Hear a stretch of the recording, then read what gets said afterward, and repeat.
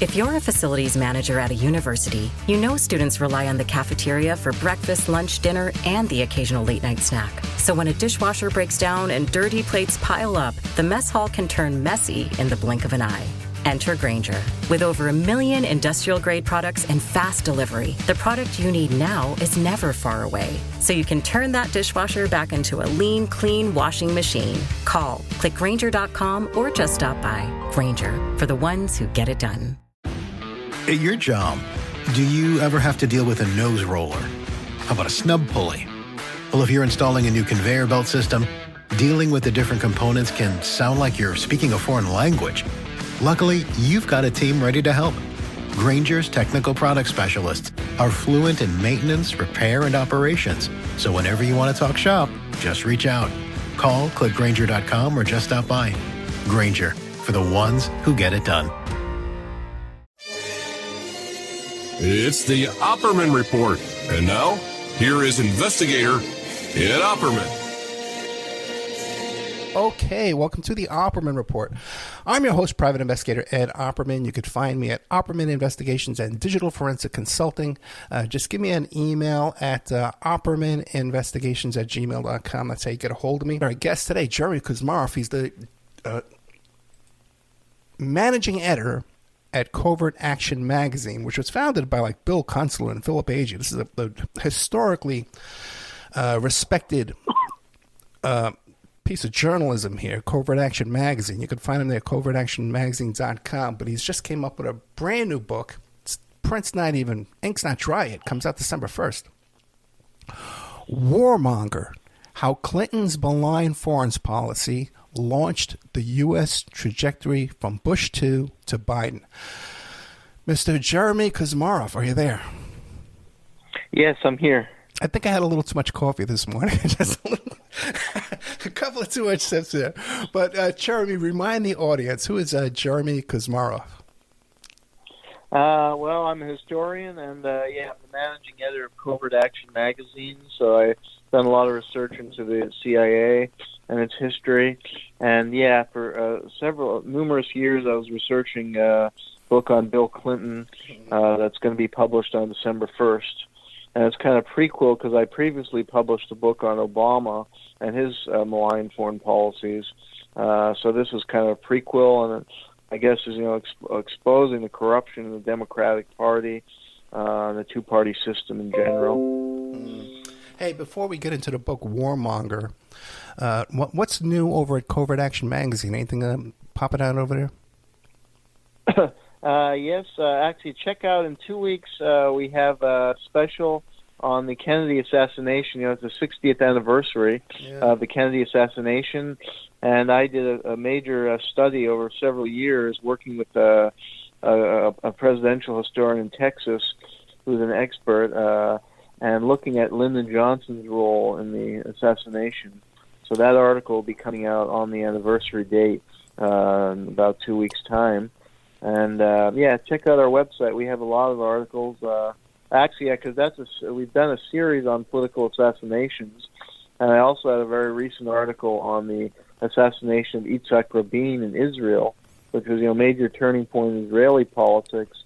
And I looked at the role of Israel's deep state and the Israeli FBI in Rabin's assassination. They set up Yigal Amir as a patsy like Lee Harvey Oswald. Yeah, that Rabin assassination was so shady, man. And there's not a lot written about it either, is there? Yeah, there are a couple books, but they're rather obscure by some Israeli authors. And I didn't know anything about it until actually somebody contacted me who's a reader of the magazine, who lives in Israel and knows a lot about it. And he urged me to write an article about it, and he helped me with it and pointed me to the one or two books and some sources to educate myself. So I learned a lot about it. But I had known nothing about it. I just accepted the official story until I dug into it, and that's been the case throughout my career. On almost every topic, I think one thing, and then I start to dig into it, and it's the opposite is true. I always said that the next book I write is going to be called "The More I Learn, the Less I Know." The more of these shows I do, these interviews, I think you know what's going on in these different topics, but then you learn something new, and it's like you said, you're off on a different road. Yeah. And I think that's by design too. There's so many roadblocks put in our way and disinformation. Absolutely.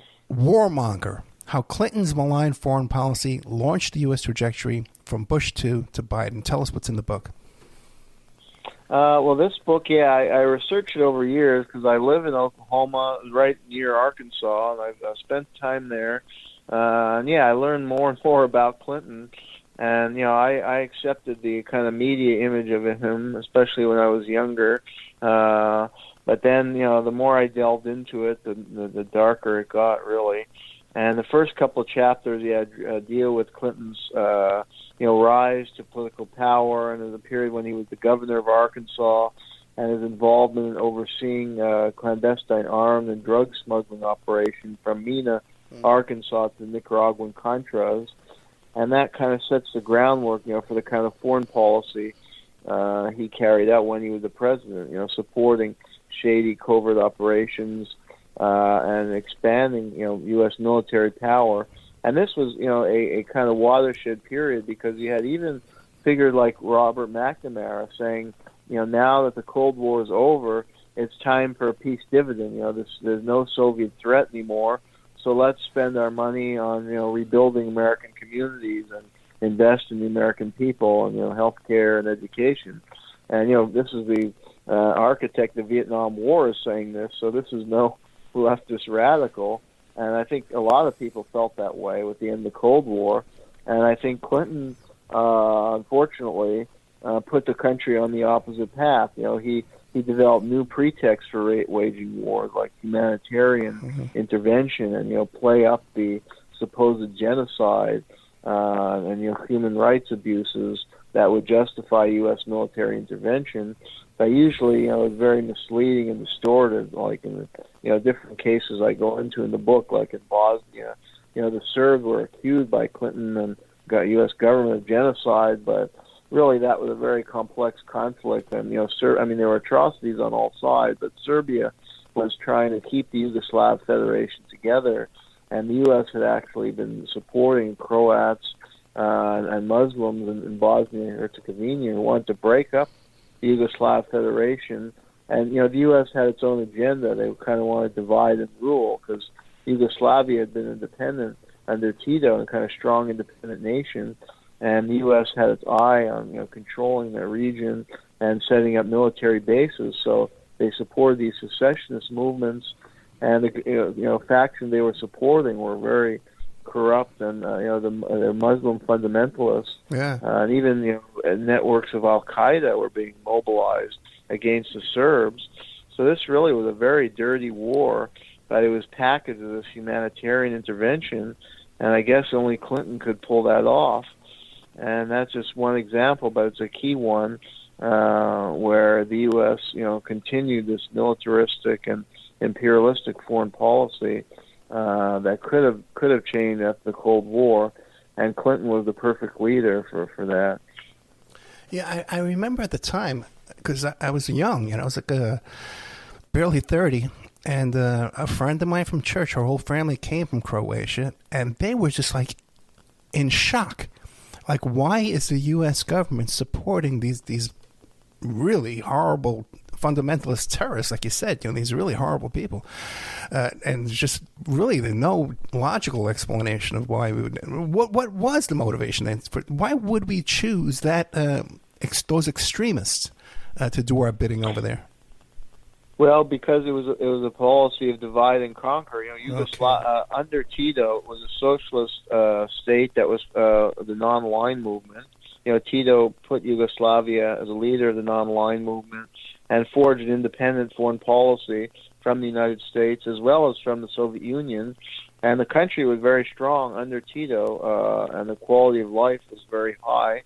But the U.S. wanted to dominate the region and establish, because eventually the U.S. was able to establish military bases at Camp Bondsteel after the Kosovo War. And, Serbia under Milosevic was trying to keep the Yugoslav Federation together because as a strong, independent country.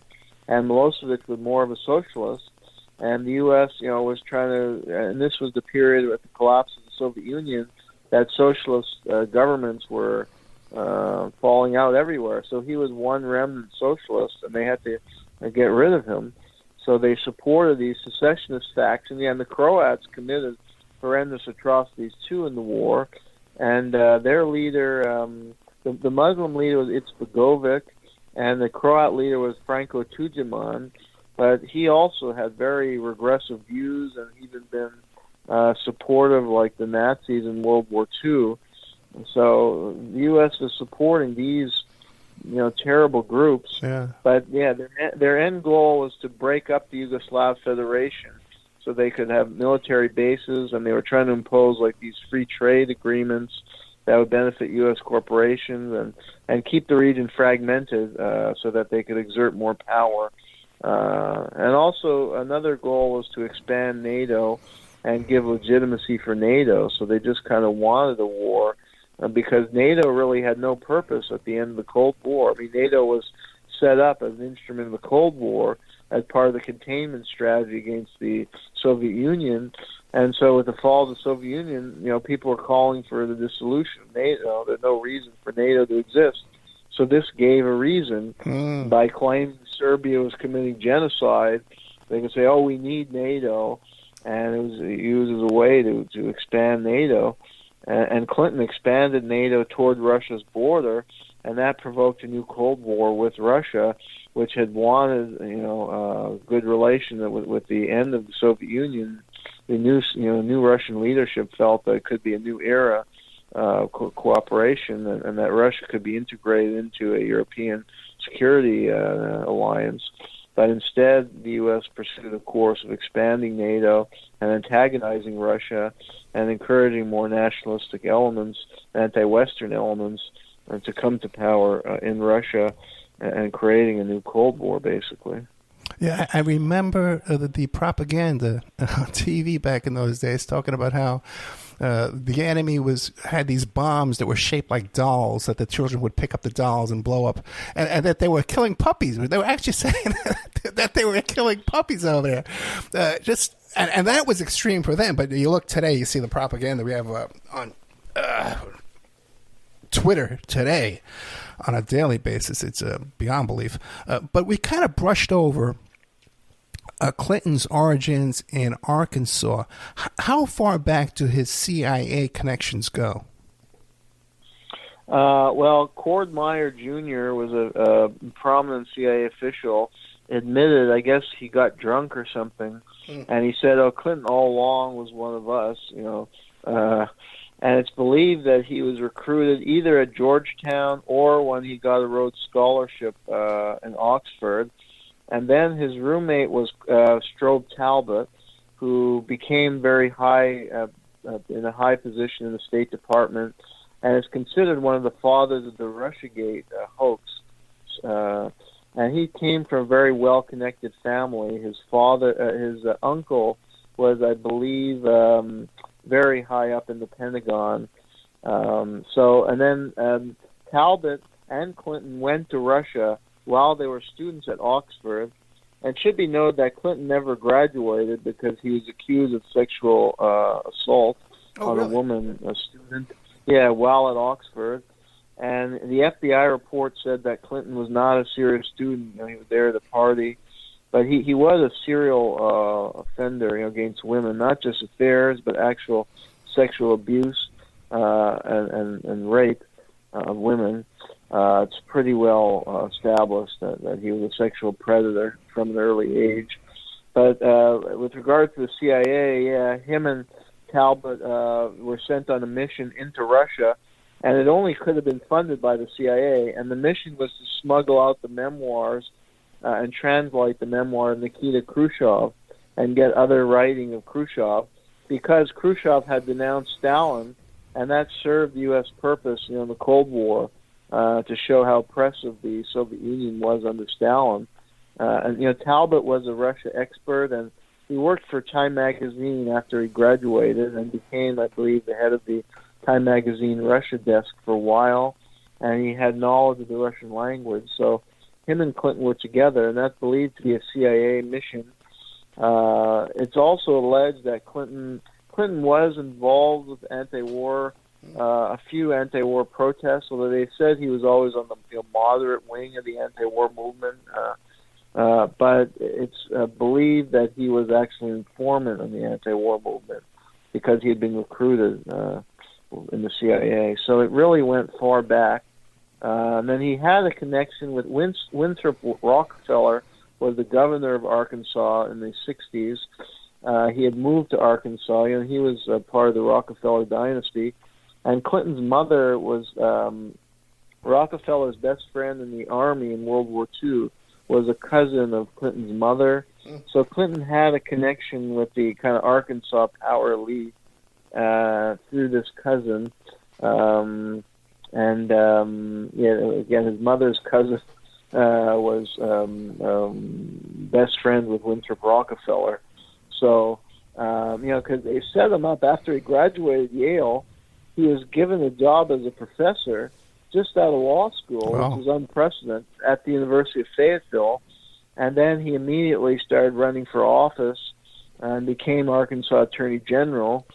And then when he became the governor, he was the youngest governor in Arkansas history at the age of 32. I mean, he did have certain political skills that I think, Hillary didn't have. He was very jovial personality, and he could give good speeches for different audiences and kind of tell them what they wanted.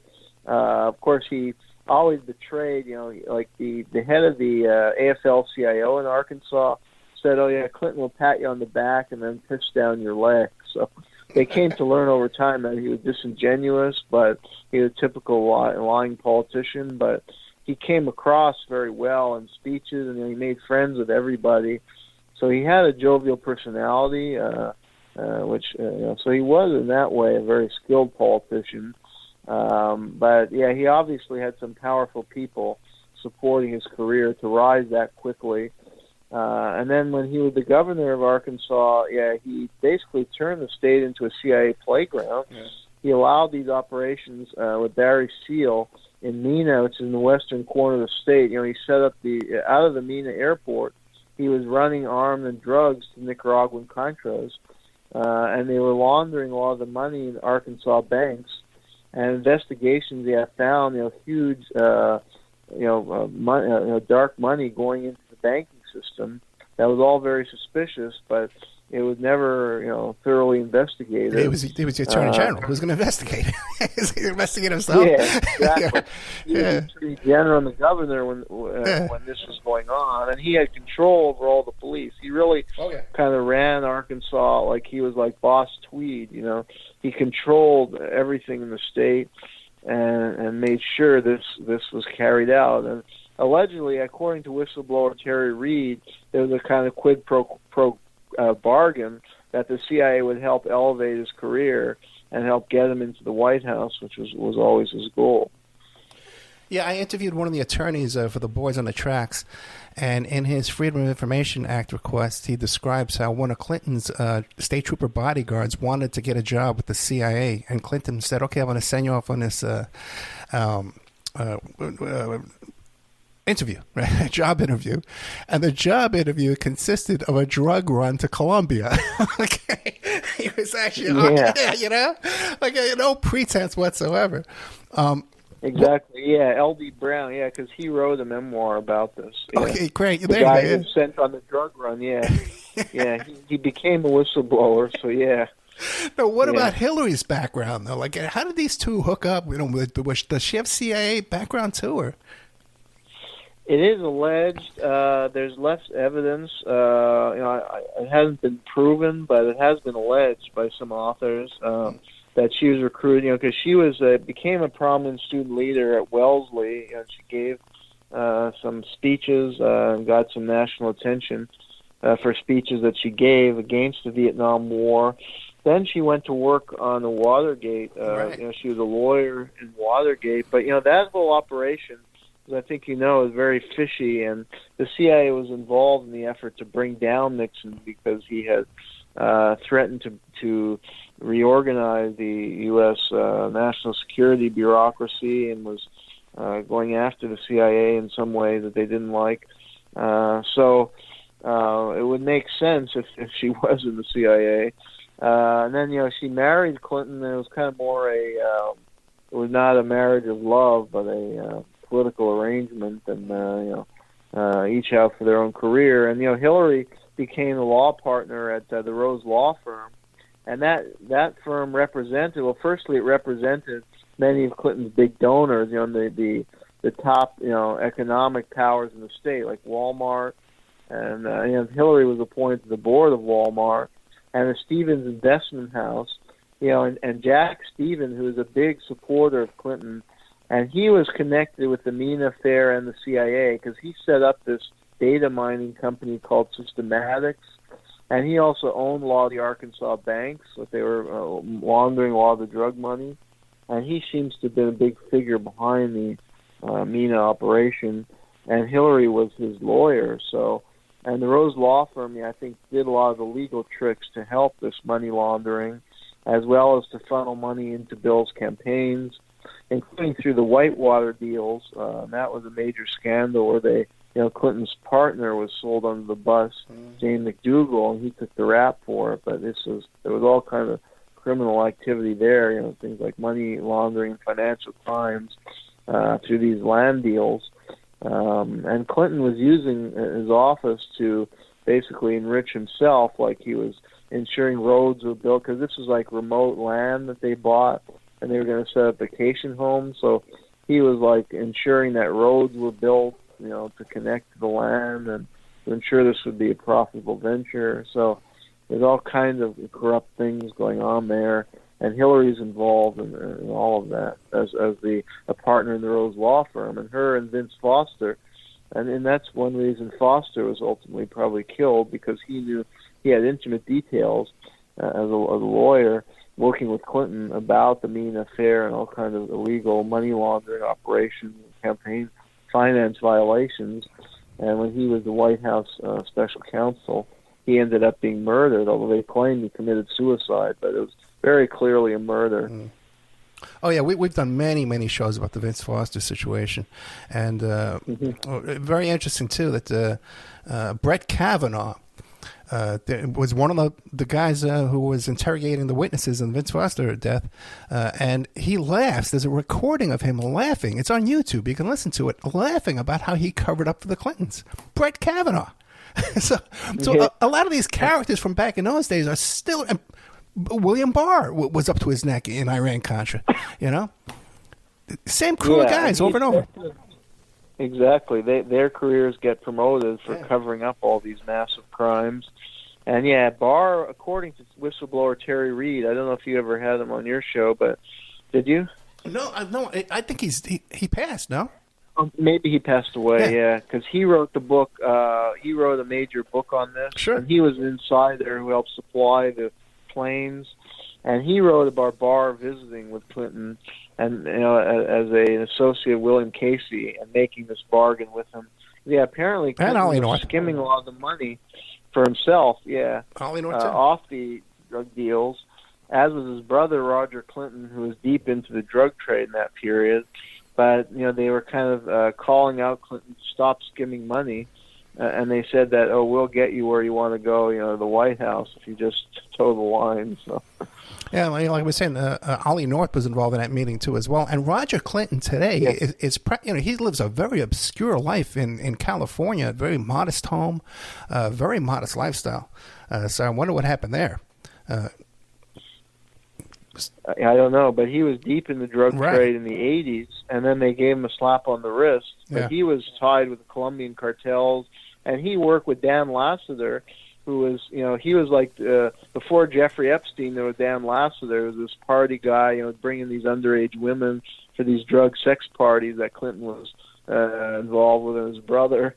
And he was big, he owned this ranch in New Mexico that was thought to be a major front for drug smuggling. And then he got a slap on the wrist too. He was Clinton's top donor, and he benefited. Like Clinton set up this Arkansas Development Agency, and Lassiter was a huge beneficiary of bonds and loans from the development. So he wasn't really promoting economic development in the state. He was just giving the money to his friends and big-time campaign donors who were also involved in illegal drug operations and tied with the CIA. And both Lassiter and Roger Clinton got some prison time, but it was just like a few months in prison when they were big-time drug smugglers.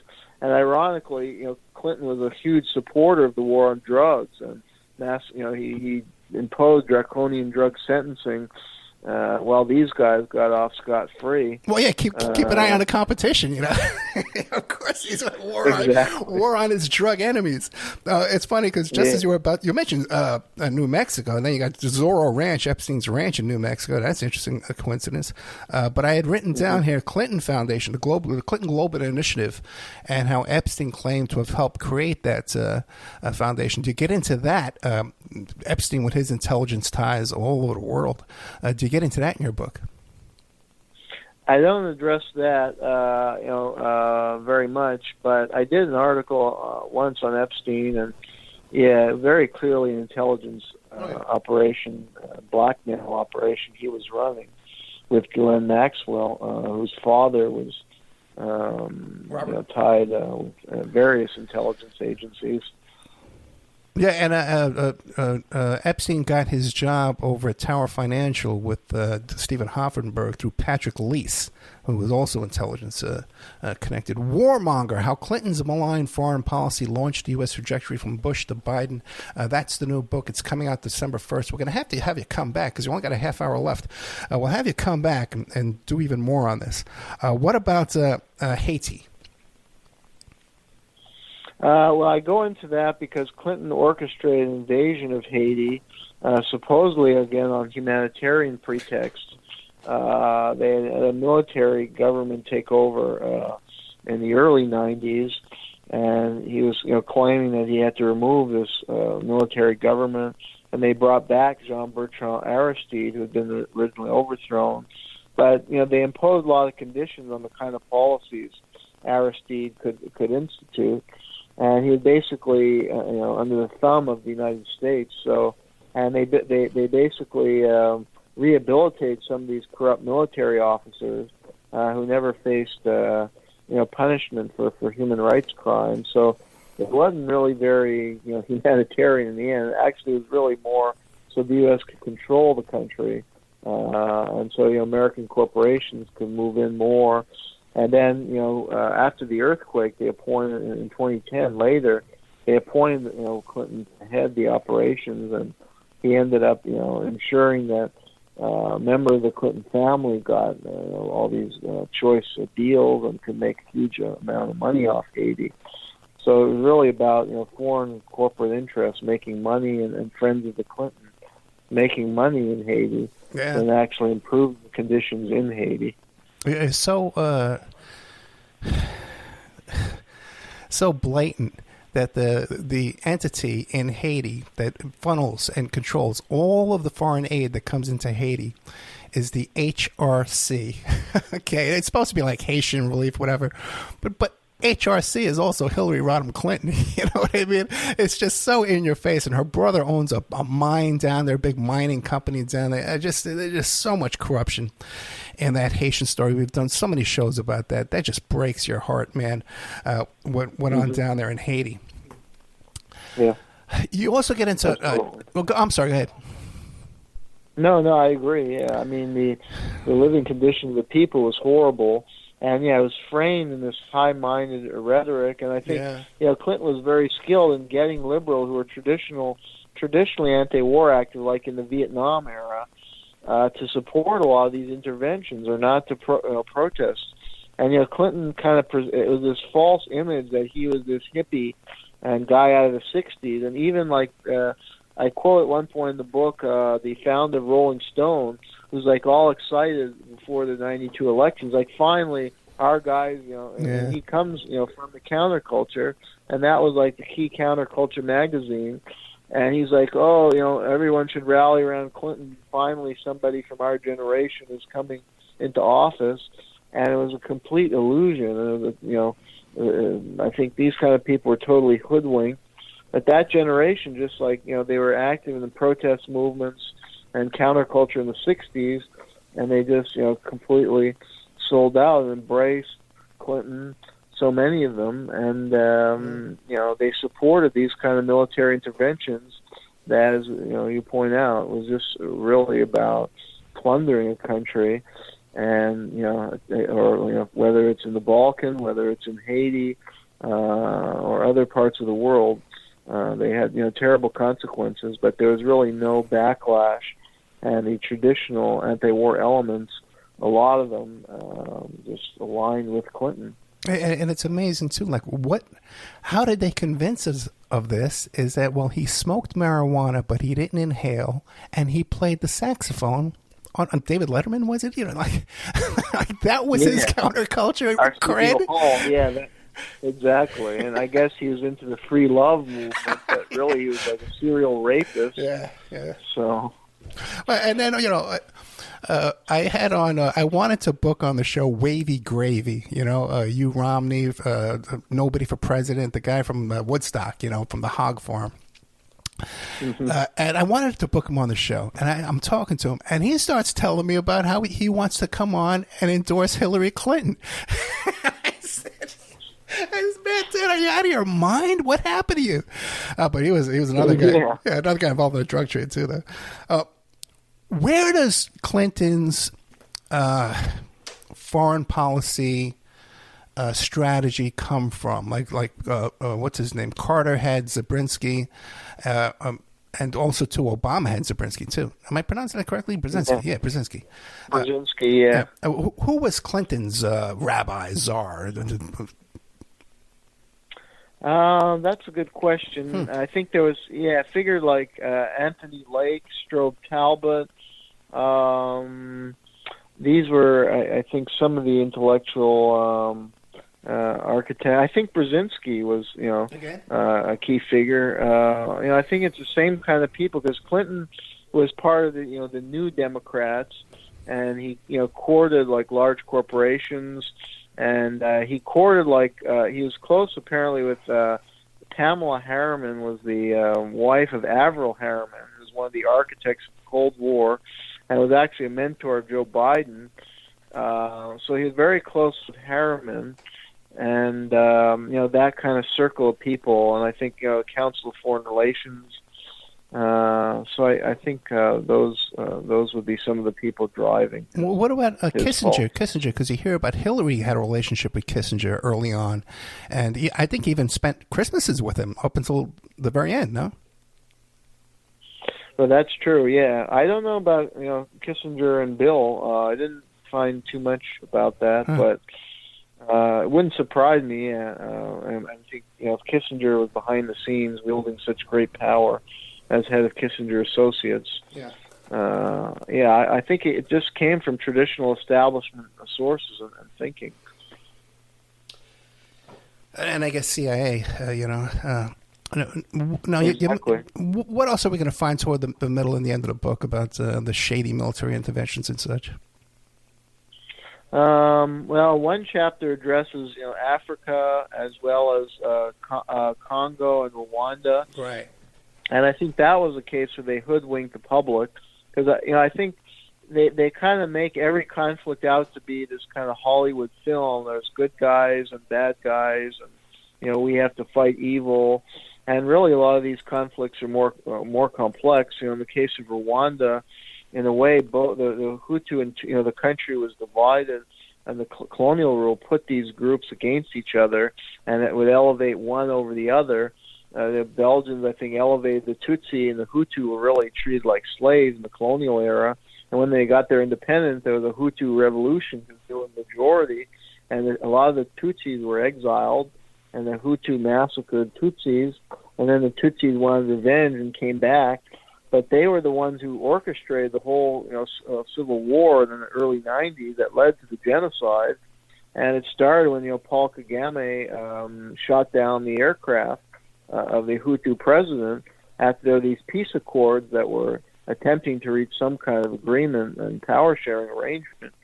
And, the U.S. was actually all involved. They claimed that the U.S. was a bystander and should have done more to intervene, and then they, intervened after to support the Kagame government, the Tutsi, when they invaded the Rwandan Patriotic Front, when they invaded Congo.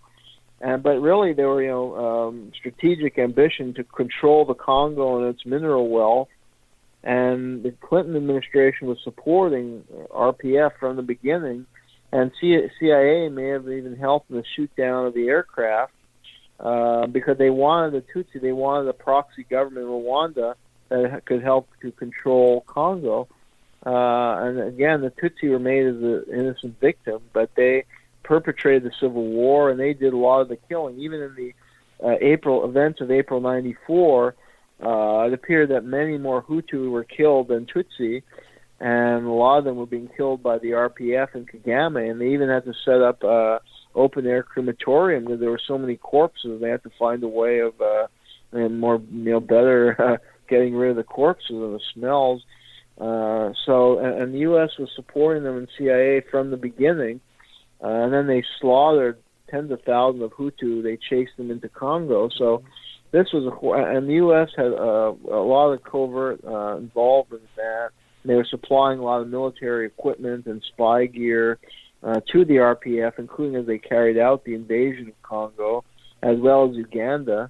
So that's a hidden covert, very shady covert intervention that I go into in one of the chapters. So, and I think it's not that well known in the public. So hopefully, people will read the book and be better informed about that.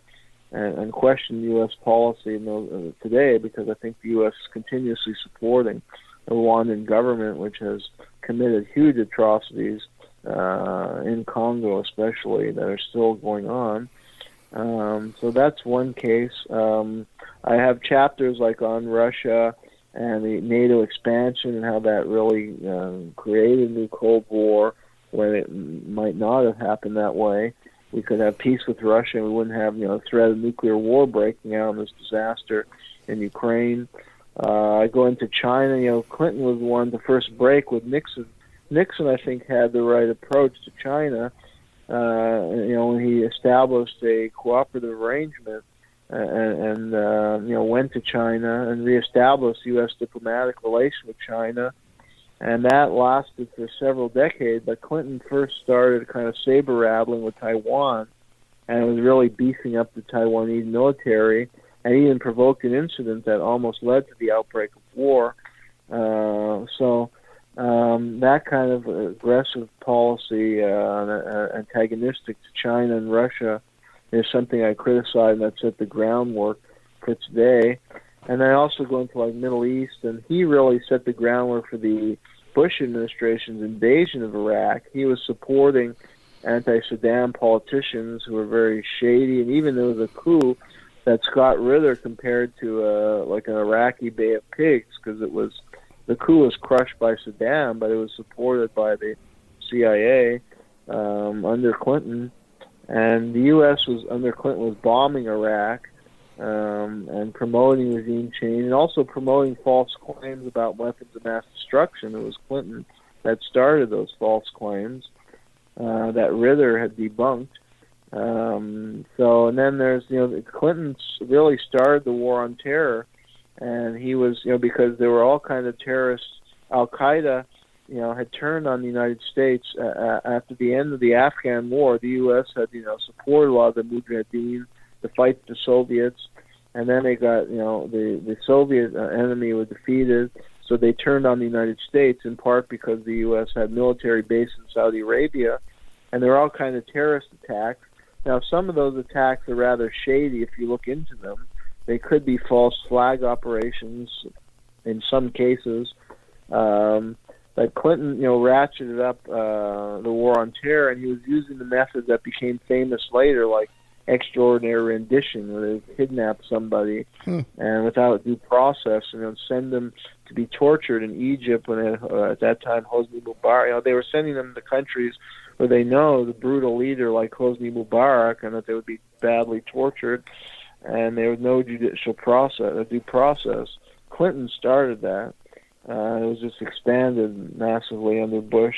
And then Obama, he started using drones quite extensively, including the Balkan conflict and in the Middle East. He started, bombing countries, like he bombed Afghanistan. They claimed, to target Al Qaeda, and he bombed Sudan, and that was a complete disaster. It was claimed that this was actually like a pharmaceutical plant, but they claimed it was manufacturing chemical weapons. I remember. But there was no evidence of that, and it took out a pharmaceutical plant, and it killed a lot of people and deprived people of medicine, and there was really no credible evidence. So it's that kind of foreign policy of just, bomb first and try to find evidence later, and you don't even have the evidence, that angered people around the world, and it was just a reckless foreign policy from my point of view. We're talking to Jeremy Kuzmarov. He's the managing editor at Covert Action Magazine. You can find that at covertactionmagazine.com. And the book we're talking about is Warmonger, How Clinton's Malign Foreign Policy Launched the U.S. Trajectory from Bush to Biden. Now you're saying that this policy continues then all the way today till Biden's policies. Yeah, and you find a lot of continuity. Some of the people who came up in the Clinton administration became prominent in later Democratic administration, like Obama and Biden. And it's the same kind of policy, antagonizing Russia and China. When you've had, better models from the past that could have been continued, like the Nixon. And I don't think Nixon was a great person. I mean, he's kind of a slimy guy who did a lot of shady things in his own right, but I think some of his policies were good that could have been followed up on, like his policy towards China and Russia. There's with the end of the Cold War, there are also past model like the FDR administration that promoted cooperative policy with the Russians, or even John F. Kennedy, who spoke about the need for détente, and even Nixon promoted détente. And that, with the end of the Cold War, there was really a good opportunity to establish a cooperative relation with the Russians. But instead, Clinton antagonized them by expanding NATO and also pushing this shock therapy. The U.S. Could have encouraged, if they're committed to free market and privatization, they could have encouraged that. But what they did was just rammed it down their throat. Supporting this rapid shift from a state-run economy to privatization, but through a corrupt process in Russia, where they sold off Russian state assets at pennies to the dollar to corrupt cronies of President Yeltsin, and American corporations were moving in to gobble up control of Russian natural resources. And that was a disaster for Russia's economy. Russia's economy collapsed in the 90s. It was worse than the Great Depression in the United States. Yeah. And there was starvation in the country, and the life standard actually, I think, it dropped by 7 or 8 years. It's like unprecedented in human history that the living age dropped about 7 years within a span of 7 or 8 years. So that was a disastrous policy that led to a huge backlash against the United States, combined with the expanding NATO towards countries bordering Russia. It created a new Cold War in the future. And unfortunately, though, we've seen a continuity where there's Russophobic officials are in control of U.S. foreign policy, and they're really intent on weakening, destroying Russia instead of forging a cooperative relationship. So it's that kind of approach to foreign policy, and again, the establishment of these fake humanitarian pretexts for bombing and playing up the human rights abuses. And we've seen that almost taken to a high art form with people like Samantha Power and Hillary Clinton and the Obama Biden administration. Now they play up the Uyghur genocide, somehow justifies the U.S. encircling China militarily and potentially attacking China. Although there's really, it's kind of shady. We don't know what's really going on in the Uyghur provinces, and a lot of people have said that actually it was more like a rehabilitation programs where people who had been Muslim extremists in the Xinjiang province were sent to schools for retraining, and so they wouldn't be Muslim terrorists. So many question that narrative of genocide, just like the false claim of genocide was saying in Serbia. I mean, yes, Serbia did commit atrocities against the Croats. It was an ugly ethnic war, but there's no evidence of genocide by Serbia, and the worst atrocities in the war were committed by Croatian Muslim extremists. So it's just a misleading narrative to sell bombing and war and military intervention. And Clinton, took that to a pretty high art form, and then it was expanded further by Obama and Biden. And we see Democrats championing these huge military budgets and championing military intervention. They're often the most hawkish, and we've seen that in the Biden administration with Ukraine. It's only the Republicans who are now mobilizing to cut off military aid to Ukraine, where the Democrats have been the most gung-ho and zealous proponents of that, and even people like Bernie Sanders, who should know better. So I think Clinton set that trajectory, and it's a shift from the 60s, where you had a lot of Democrats who were legitimately anti-war figures and anti-CIA, like Frank Church, had the Church Committee hearing to expose the CIA corruption, and George McGovern. These were kind of, that William Fulbright, even in Arkansas, was a pretty leading opponent of the Vietnam War. But now the Democrats are even more hawkish than the Republicans, and I think Clinton was a turning point in that respect. Then what do you make then? Because your average Republican congressman, even Marjorie Taylor Greene, like these kind of people, Bulbert, even they must realize that Clinton CIA, that Obama CIA, that they were hawkish, that they built up, they didn't decimate the military. But is it a show when they come out and say, "Oh, Clinton's a socialist, and Hillary's medical care was a socialist program, and Obamacare is socialism"? When they say this, do they say this out of ignorance, or is this part of a show? Are they in on it? What is going on? I think it's maybe a political strategy. I mean, maybe some of them are definitely ignorant, but I think many of them would know what socialism is, and that these leaders are the opposite of socialists.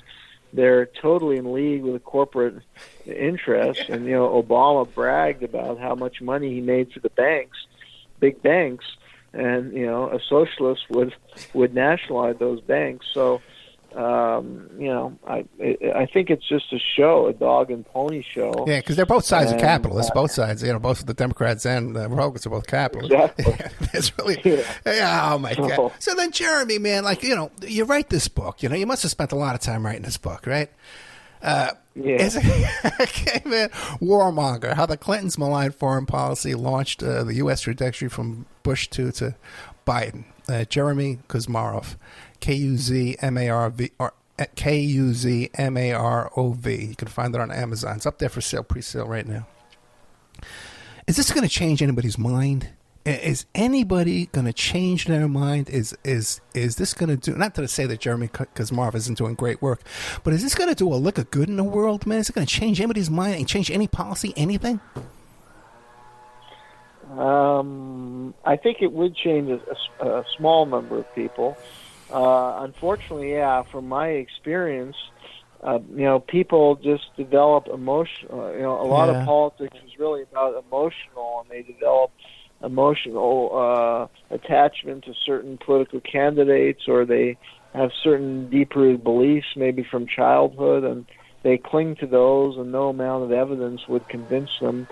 And that's kind of disillusioning when you see that as you experience life and get older. But I tried in my career to reach out to students and promote good grounded, solid critiques of current policies or politicians, and to teach them to try and research topics objectively, independently, and so I think we can reach a small number of people. Unfortunately, it probably won't change this malign trajectory that I've cited in the title. I'm sure it'll go on and on. It's gone on for hundreds of years, and it will go on until it self-destructs. But at least the truth is out there, And I think small groups of people can be effective in opposing and charting a better course for society. The more that are better informed and that see problems related to, for instance, the military-industrial conflict complex can band together and make a difference. I mean, one example, like I end my Obama book by discussing there was a movement to reconvert the American economy toward more peace-oriented economy, and to work with like large corporations, like instead of producing weapons, that these corporations have tremendous capabilities and employ all the scientific brain power, that they would, like Boeing, the movement was working with Boeing to convert weapons plants into a factory that would produce public subways and a thing that could be very useful for society. And that movement was really flourishing in the 60s and 70s. There was an economist named Seymour Melman who wrote about it, and he was connecting with congressmen, and even the Speaker of the House, Jim Wright, was behind it.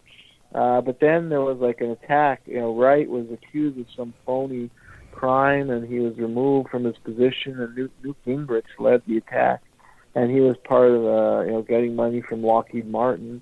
But I mean, if this movement had expanded, I mean, it was making a difference, and it was starting, there was real momentum for it. So I feel like if more people are well informed, a movement like that could really take off.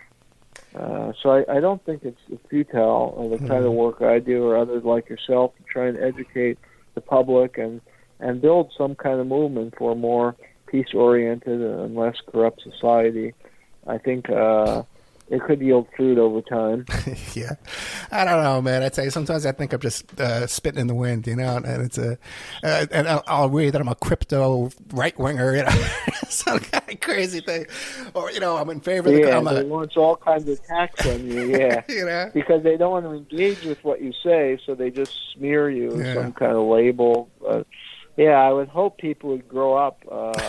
Unfortunately, we seem to see that all the time, and people buy those smears, but you just got to keep going. It does make some difference, and if there weren't people like us, then the truth wouldn't be known, at all. So, well, Jeremy Kuzmarov, on that note, you left me off on a positive note. I'll take it and try and do what I can with it today. Get through the day. Warmonger: How Clinton's Malign Foreign Policy Launched the U.S. Trajectory from Bush to Biden. And don't forget Covert Action Magazine. They got some really good people over there doing really good work. Support them over there at covertactionmagazine.com. Jeremy, thank you so much, man. And like I said, anytime you want to come back, just let me know. Okay. Good night, sir. Great.